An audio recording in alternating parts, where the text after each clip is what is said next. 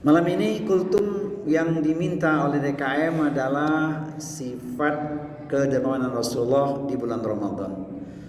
Kita ingat dengan pesan hadis yang sederhana tapi dalam maknanya.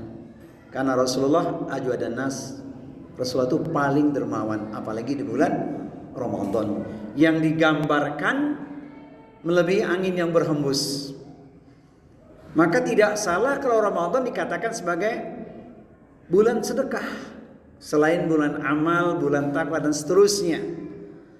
Tujuan kita berpuasa kan ada 3 goal. Pertama, la'alakum tatakun, agar jadi insan yang bertakwa. Pasti orang takwa itu tidak lepas dari berinfak dalam keadaan lapang atau sempit. Itu artinya sedekah. Yang kedua, la'alakum tashkurun, agar jadi hamba yang bersyukur. Ekspresi syukur itu juga dikaitkan dengan sedekah. Yang ketiga, la'allahum yarsyudun, agar dapat petunjuk. Orang dapat petunjuk karena apa? Mudah berbagi. Jadi kalau ditulis sebenarnya yang kita lakukan itu untuk kita berkah. Syairnya ada nggak kira-kira ya? Syair berkah ada ya? Jikalau ingin berkah, Allah harus disembah. Istiqomah ibadah, perbanyaklah sedekah, niscaya hidupmu rizki akan berlimpah. Itu kira-kira sederhananya. Makanya jemaah sekalian, kita diingatkan dengan pertanyaan juga seorang sahabat pada Rasulullah. Ya Rasulullah, ayu sedekatin a'dhamu ajran? Wahai Rasulullah, sedekah apakah yang paling besar pahalanya? Rasulullah tidak menjawab jenis sedekahnya, tapi momentumnya. Anta saddaqa wa anta sahihun syahihun tahsyal faqra wa ta'munul ghina. Sedekah yang paling besar pahalanya itu engkau berikan tepat pada momentumnya, yaitu waktunya. Pertama, ketika engkau dalam keadaan sehat. Yang kedua, saat engkau dalam keadaan pelit, engkau menahan hartamu. Yang ketiga, saat engkau takut miskin. Yang keempat, saat engkau berharap dengan banyak kekayaan. Ini kalau diurai akan terang benderang. Betapa banyak ketika kita dalam keadaan sehat, banyak keinginan. Di majelis ilmu, para umat saya tanya, ibu-ibu sekalian, kalau badan sehat, tas isinya uang, kira-kira sedekah dulu atau shopping dulu? Jawabannya jujur, shopping Ustaz. Nah itu realita tuh. Ketika sehat banyak keinginan. Lawan dengan sedekah, baru sisanya untuk kepentingan. Tapi kita sering lupa. Yang kedua, kapan saat engkau menahan harta sedang pelit? Ini cuma sekian-sekian, bagaimana bisa sedekah? Aku saja kurang. Dia lupa.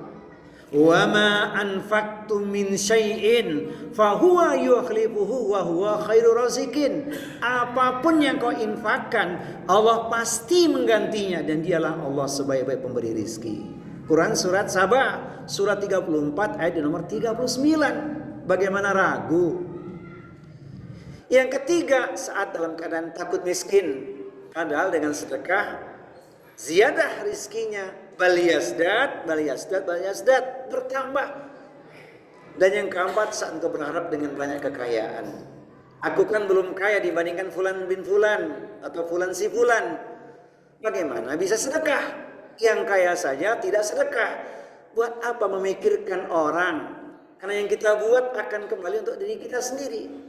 Kalau sempat sedekah, lakukan. Jadi kalau nunggu kaya, khawatir nggak sempat kaya sudah berpulang.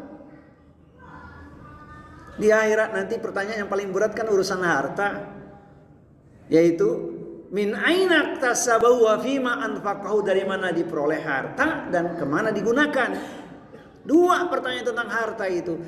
Maka Al-Quran memberikan warning kepada kita, innama amwalukum wa auladukum fitnah wallahu indahu ajrun azim. Sesungguhnya di dalam hartamu dan anak-anakmu merupakan cobaan, di sisi Allah lah ganjaran yang besar. Jadi bagaimana agar kita ikhlas? Ikhlas itu definisinya melupakan pandangan manusia, hanya terikat pada pandangan Allah.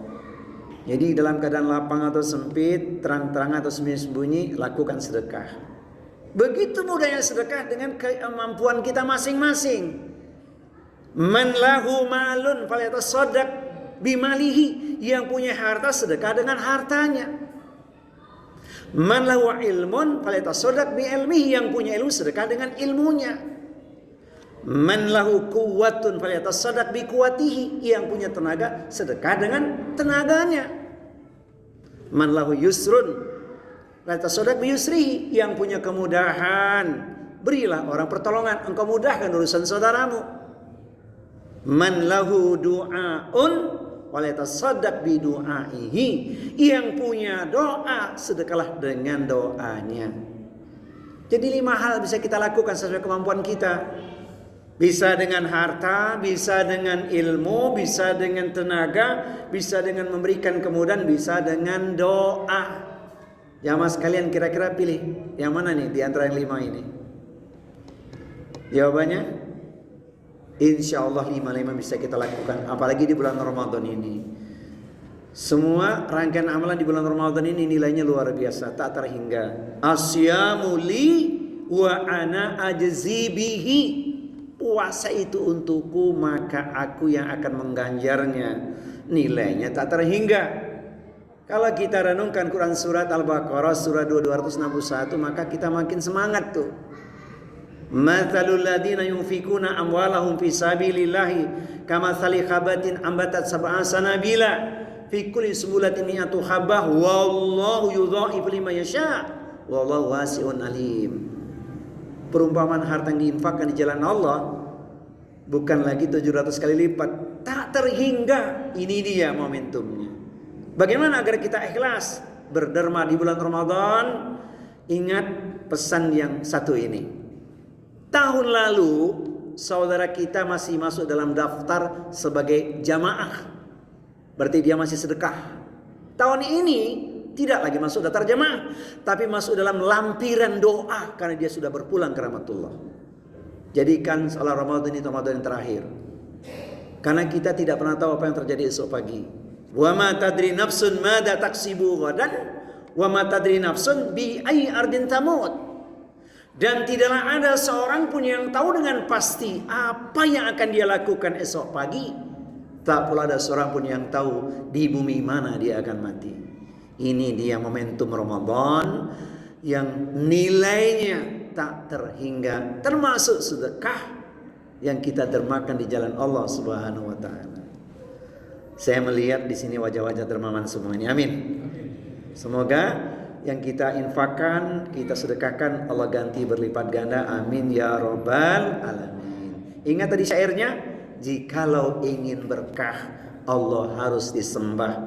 Istiqomah ibadah, perbanyaklah sedekah, niscaya hidupmu rizkinya berlimpah. Insya Allah kita akan jumpa di Kultum Ramadan tahun depan nanti.